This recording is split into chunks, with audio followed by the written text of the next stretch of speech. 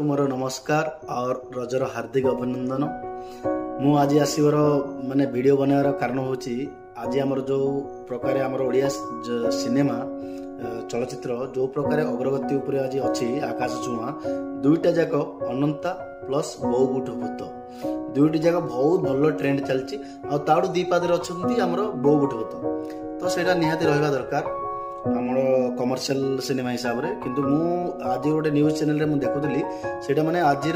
से माने कहते हाउसफुल टोटल हाउसफुल अच्छी मु प्रकृति देखा चाहिए बुक माई शो उपर मु ओपन करली देखिली पूरा एकदम हाउसफुल चलो जीवा बुक माई शो रे सत कि मिछ आम देखिपर आपको देखेबी।